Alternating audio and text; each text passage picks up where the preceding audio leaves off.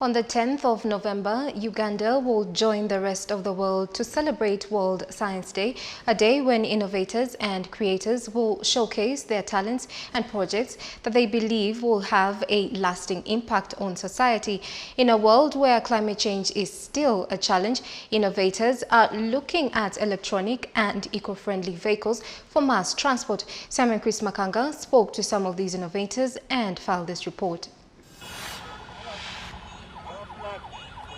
On the 10th of November, Uganda will join the rest of the world to celebrate World Science Day under the theme World Science Day for Peace and Development. Prior to the event that will be presided over by the President at the Kolo Independence Grounds.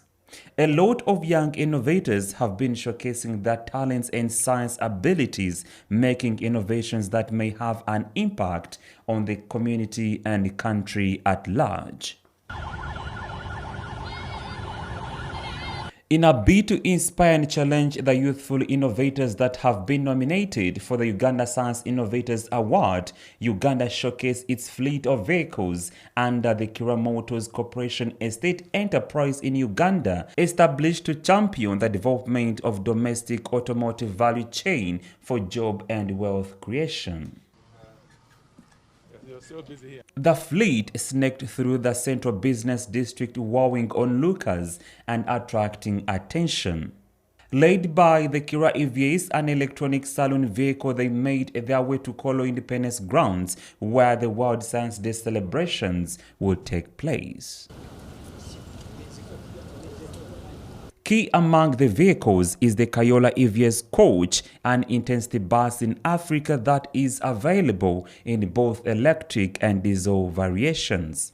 The 6-cylinder turbocharged coach aims at simplifying mobility while providing a remedy to the underlying challenges of climate change and air pollution. So that conversation on how do we utilize science, technology, and innovation to solve the problems in our society today, that some of which could be man-made, but others might not be really man-made. But in terms of mobility, for us, the issue of public transport, electrifying it on the wheels and with the technology that is indigenous.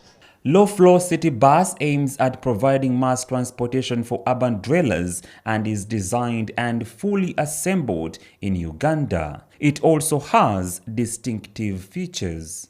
Card, scan, QR code, the driver's cabin, then where the people sit, capacity of 90 people seated and standing, USB charging, Wi-Fi, luggage compartments, push to stop buttons, infotainment system, luggage, garbage bin, a ramp for people with disabilities on the other door, and a special area for them to sit with their wheelchairs. Away from the bus, another innovation that is raising eyebrows ahead of the World Science Day is the Zembo electric motorcycle. The motorcycle, which is also called a zero-emission boarder, the solar-powered motorcycle, high-capacity lithium batteries, emitting no carbon dioxide, no particles, and no pollution. No, we take the battery out of the motorcycle and exchange it with a full battery. And this service of battery swapping is cheaper than fuel compared to the kilometer driven by the boarder driver. So he saves money on energy and also on cheaper maintenance costs, while we can conserve the environment here in Uganda with our high pollution in Kampala City.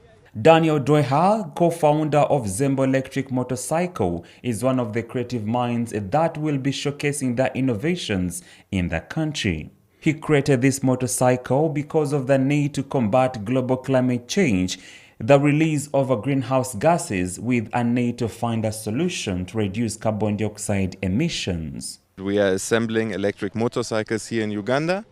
We finance them for our boda drivers, and we build the infrastructure in form of battery swap stations, where a driver can come and exchange his depleted battery within 2 minutes against a fully charged battery.